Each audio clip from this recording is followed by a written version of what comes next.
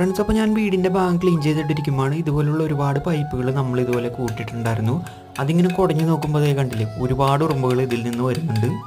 ഒരു 2-3 തവണ കുടഞ്ഞു കഴിഞ്ഞിട്ട് ഒരുപാട് ഉറുമ്പുകൾ അവരുടെ ഫാമിലി ആയിട്ടൊക്കെ ഇതുപോലെ ഓടുന്നുണ്ട്. അപ്പോൾ മഴക്കാലമായതുകൊണ്ട് തന്നെ ഉറുമ്പിനെ പോലുള്ള ചെറിയ ജീവികൾ ഇതുപോലുള്ള പൈപ്പുകളിലൊക്കെ കൂട് കൂട്ടാറുണ്ട്.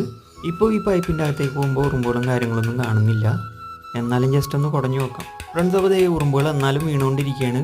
അതുപോലെ തന്നെ ഈ ഒരു PVC പൈപ്പ് നമ്മൾ കുടഞ്ഞു നോക്കിയപ്പോൾ അതിൽ വേറെ ടൈപ്പ് ഉറുമ്പാണ് ഉണ്ടായിരുന്നത്. ഏകദേശം നീറിൻ്റെ അത്ര സൈസുള്ള വലിയ ഉറുമ്പുകളാണ് ഇതിൻ്റെ അകത്തുണ്ട്. അതുപോലെ തന്നെ ചെറിയ അരിമണി പോലത്തെ സംഭവങ്ങളും കാര്യങ്ങളൊക്കെ ഉണ്ടായിരുന്നു. ഇപ്പോൾ കിട്ടിയ 2 പൈപ്പുകളിലും 2 ടൈപ്പ് ഉറുമ്പുകളാണ് ഉണ്ടായിരുന്നത്. അതുപോലെ തന്നെ നമ്മുടെ നാട്ടിൽ ഇപ്പോഴത്തെ മെയിൻ വില്ലന്മാരാണ് ഈ കാണുന്നവന്മാർ. പൈപ്പുകളിലും ചെടികളിലും കാടുകളിലും റോഡുകളിലൊക്കെ ഇപ്പോൾ ഇവന്മാർ ഒരുപാട് കാണുന്നുണ്ട്. ആഫ്രിക്കൻ ഒച്ചെന്നാണ് പറയുന്നത്. ഇവന്മാരെ തൊട്ട് കഴിഞ്ഞാൽ ശരീരം ചെറുതായിട്ട് ചൊറിയുമെന്നൊക്കെ പറയുന്നുണ്ട്.